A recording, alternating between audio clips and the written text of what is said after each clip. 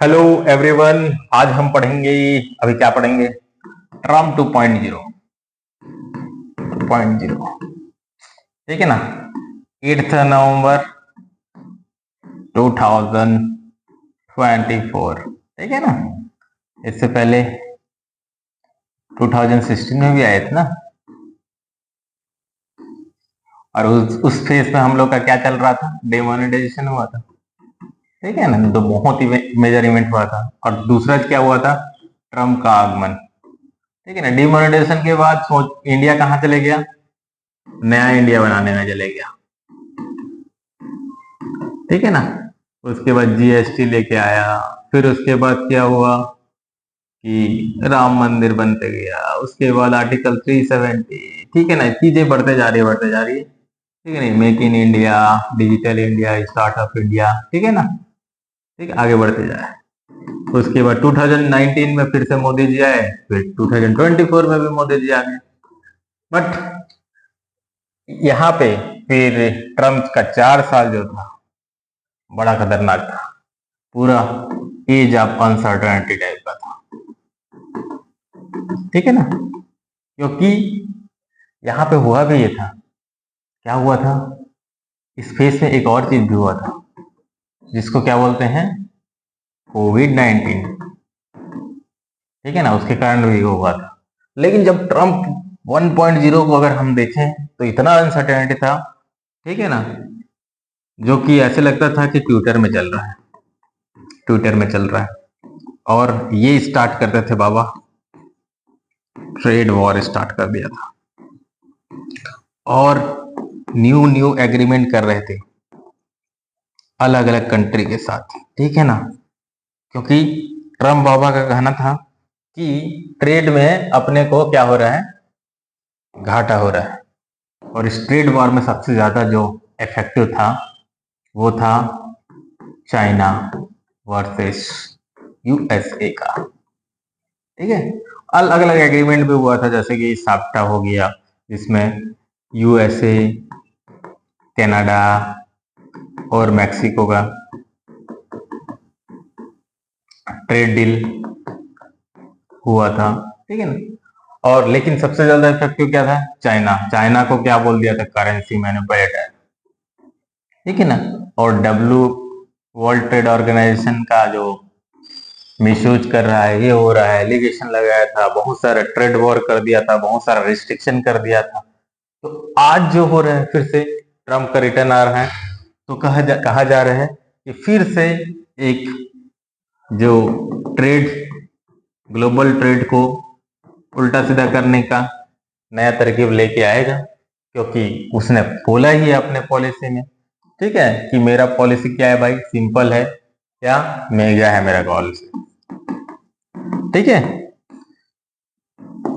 Make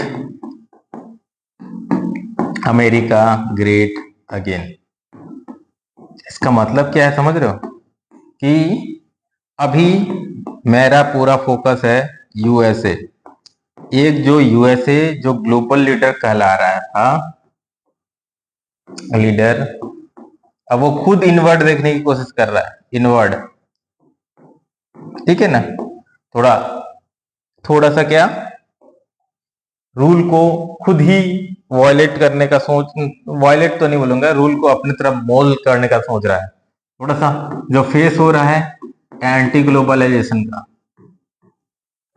ठीक है ना? थोड़ा सा इनवर्ड लुकिंग हो रहा है। तो यूएसए लग रहा है कि अब नेक्स्ट जो 4 साल रहेंगे वो कंसंट्रेट करेगा अपना इकोनॉमी को, मेरा पहला। ठीक है ना? अपने इकोनॉमी को, ओन इकोनॉमी को ज्यादा। ठीक है ना? उसके इंडस्ट्री इंडस्ट्री उनके कंट्री में एम्प्लॉयमेंट।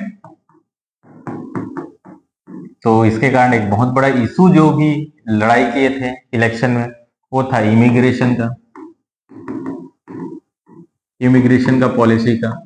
तो वो उसमें भी ट्रम्प साहब बहुत बड़े नियम लेके आने वाले हैं, और पहले दिन से लेके आनेंगे बोलेंगे। तो उसमें का जो वीजा पॉलिसी होगा, जो फ्लेक्सिबल था थोड़ा सा, तो इमिग्रेशन पॉलिसी में अगर छेड़छाड़ करेंगे तो सबको इफेक्ट कर जाएगा, जिसमें हम लोग के भी, इंडिया वाले को भी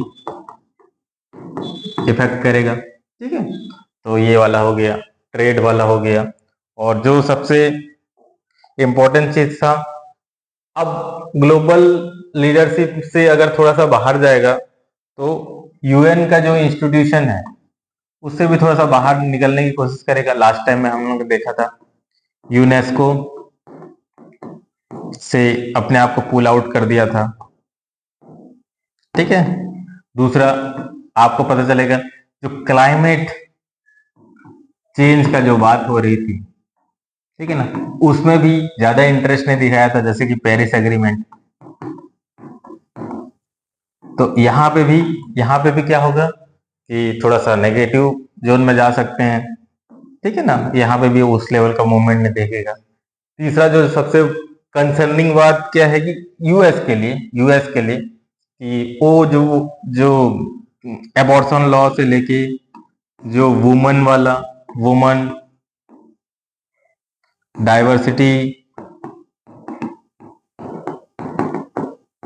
जो यूएस का एक जो कोर सॉफ्ट पावर रहता था, ठीक है ना, कल्चर,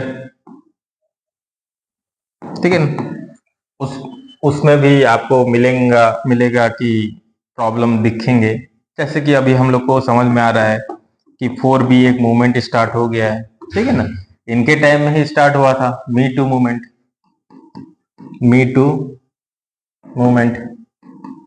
अब थोड़ा सा 4B मूवमेंट है जो कि थोड़ा सा और ज्यादा स्ट्रांग है, देखने के लिए पता चलेगा और देखेंगे कि कहाँ कहाँ तक फैलता है। ठीक है, यूनेस्को हो गया, क्लाइमेट चेंज हो गया, जियो पॉलिटिक्स। अब देखो जियो पॉलिटिक्स में भी चाइना को कंटेन करने के लिए वो क्या चीज करेगा, एक तो ट्रेड वॉर कर सकता है, दूसरा ऐसा इंस्टीट्यूशन बनाने की कोशिश करेगा जैसे कि है उसको और ज्यादा एडवोकेट करेगा, जैसे कि हमारे साथ है क्वाड। ठीक है, ऑकस। ठीक है, क्वाड में जैसे कि हम लोग को पता है कि यूएसए है, इधर जापान है, ऑस्ट्रेलिया है और इंडिया है। इसको और ज्यादा एडवोकेट करने की कोशिश करेगा। बिडेन के एडमिनिस्ट्रेशन में इतना ज्यादा कुछ उन्होंने रोल नहीं, इतना ज्यादा उन्होंने बढ़ चढ़ के कोई ज्यादा एक्साइटमेंट नहीं दिखाया, बट मुझे लगता है कि ये दिखाएंगे। ठीक है, और ट्रेड को जैसे कि चाइना का BRI है, ठीक है ना, तो उसके अगेंस्ट नहीं बोलेंगे, उनके वो में एक ट्रांसपेरेंट सिस्टम लेके आए थे और सप्लाई चेन जो चाइना वेपनाइज करने की कोशिश कर रहा था उसको डाइवर्सिफिकेशन करने की कोशिश करेंगे। ठीक है ना, इसमें इंडिया को फायदा हो सकता है। पहले में भी सोचा गया था कि जो China+1 जो एक स्ट्रेटेजी चलता है कि चाइना से अगर कोई चीज बाहर जाएगा तो उससे इंडिया को फायदा होगा, बट फॉर्चुनेटली और अनफॉर्चुनेटली, ठीक है ना, हमने उस अपॉर्चुनिटी को ग्रैब नहीं किया। ठीक है ना, और आज हम लोग देखेंगे कि चाइना से जो बाहर जा रहे हैं इंडस्ट्री मैन्युफैक्चरिंग वाले, इंडिया में कम, और वियतनाम जैसे कंट्री हो गया और साउथ ईस्ट एशियन कंट्रीज वहां पे जाके ज्यादा अपना मैन्युफैक्चरिंग बेस बना रहे हैं। और इस सप्लाई चेन डाइवर्सिफिकेशन में एक जगह पे शायद अमेरिका थोड़ा सा और हमले को ज्यादा मेहनत वो ज्यादा हमारा सहायता दे सकता है, जिसको I2U2 के नाम से जाना जाता है। और हमने G20 में इसको ज्यादा G20 के टाइम है इसमें एक अच्छा ब्रेक थ्रू किया, जिसके थ्रू IMEC जो बनने वाला है, ठीक है, जो यूरोप को इंडिया से जोड़ेगा। ठीक है ना, जिसमें I2U2 में जो 4 कंट्री हैं वो उसमें USA, ठीक है ना, UAE, इंडिया और इजराइल ज्यादा इंपॉर्टेंट रहेगा। ये कहाँ जाता है, अगर ये चले जाए, ये अगर एक्टिव होता है तो हम लोग चाइना का थोड़ा सा अल्टरनेट एक ट्रेड रूट भी बना सकते हैं। तो आपको कुछ हो ना हो, बवाल तो दिखेगा। हमेशा ट्विटर में लोग ट्रम्प की चर्चा करते रहेंगे, ठीक है। और इस टाइप के जो जो भी चीज होगा मैं आपको बताने की कोशिश करूंगा क्या होता है जियो पॉलिटिक्स में, क्योंकि आज भी जियो पॉलिटिक्स में, ठीक है, यूएसए का दबदबा है, ठीक है। पूरा जो यूएन का इंस्टीट्यूशन है वो ही लिबरल ऑर्डर का है, वर्ल्ड लिबरल ऑर्डर, ठीक है ना, जिसमें आज भी अमेरिका बहुत ज्यादा इंपॉर्टेंस भूमिका निभाता है। और सबसे इंपॉर्टेंट इनके पास क्या है, नाटो है। देखना पड़ेगा कि यूक्रेन और रशिया वाला युद्ध कहाँ जाएगा, अमेरिका कितना इंटरेस्ट लेता है। और दूसरा, इजराइल और पैलेस्टाइन का जो हमास जो वॉर चल रहा है उसमें क्या स्टैंड लेते हैं।